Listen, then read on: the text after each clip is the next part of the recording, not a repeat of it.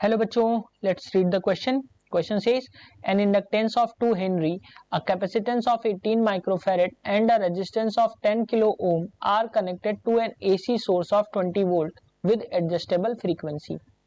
Option A, what frequency should be chosen to maximize the current RMS in the circuit?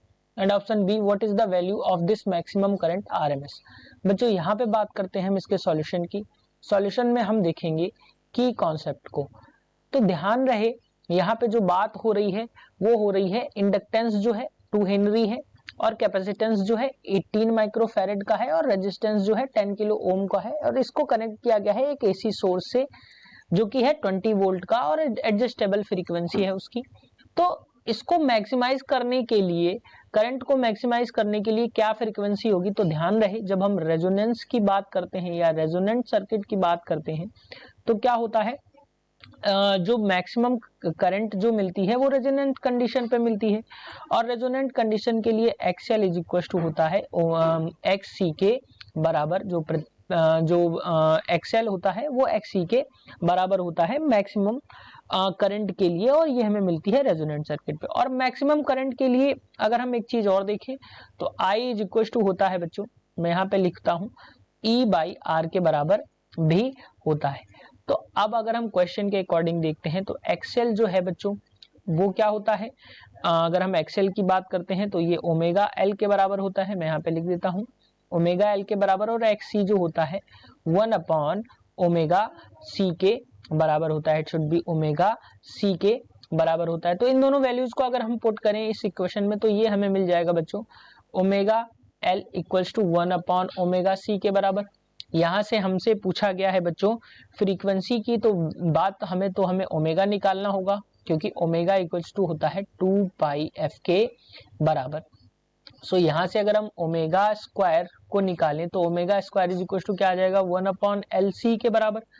तो values को अगर हम यहाँ पे पुट करेंगे तो हमें क्या मिल जाएगा बच्चों, ओमेगा स्क्वायर की वैल्यू हमें मिलेगी ओमेगा स्क्वायर इक्वल टू मिल जाएगा 1 अपॉन एल. एल की वैल्यू जो है यहाँ पे गिवन है 2 हेनरी है, मैं यहाँ पे लिख देता हूँ जो वैल्यूज गिवन है. एल की वैल्यू गिवन है बच्चों 2 हेनरी और यहाँ पे अगर हम कैपेसिटेंस की बात करते हैं सी की वैल्यू है 18 माइक्रोफैरेड यानी 18 into 10 to the power minus 6 और रेजिस्टेंस आर की वैल्यू है वो 10 किलो ओम यानी 10 इंटू 1000 ओम के बराबर. तो वैल्यूज को हम यहाँ पे पुट करेंगे 1 अपॉन एल सी में, तो एल की वैल्यू है बच्चों 10 इंटू सी की वैल्यू है 18 into 10 to the power minus 6. जब हम इसको सॉल्व करेंगे तो ये हमें मिल जाएगा बच्चों 10 की पावर माइनस 6 ऊपर चला जाएगा 10 की पावर 6 अपॉन 2 इंटू 18 यानी कि ये आ जाएगा आपका 36. तो ओमेगा की वैल्यू आपको मिलेगी 10 की पावर 3 अपॉन 6 के बराबर. ये ओमेगा की वैल्यू आ गई. अब यही बराबर है 2 पाई एफ के. तो नेक्स्ट स्लाइड में हम देखते हैं तो 2 पाई एफ जो मिला वो हमें मिला 10 की पावर 3 बाई 6 के बराबर.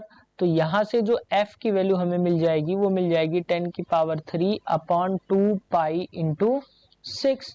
तो यहाँ से अगर हम बात करते हैं तो ये हमें जो मिलेगी वैल्यू वो मिल जाएगी आपको 1000 10 की पावर 3 यानी 1000 अपॉन 2 इंटू 6 को हम कर देंगे मल्टीप्लाई तो 12 इंटू पाई.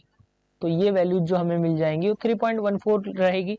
तो 26.573 हर्ट्ज के बराबर या जो आएगी 537 हर्ट्ज के बराबर या इसको हम अप्रॉक्स इक्वल लिखें तो ये हमें मिल जाएगा 27 हर्ट्ज के बराबर जो रहेगी इसकी अप्रॉक्स फ्रीक्वेंसी हमें मिल जाएगी. अब मैक्सिमम करंट के लिए अगर हम देखें तो ये आपका बी पार्ट है और बी पार्ट के लिए मैक्सिमम करंट के लिए अगर हम देखते हैं तो मैक्सिमम करंट के लिए क्या मिल जाएगा बच्चों ई बाई आर यानी कि आ जाएगा आपका I इक्वल्स टू ई है 20 अपॉन आर जो है वो 10 इंटू 10 टू द पावर 3.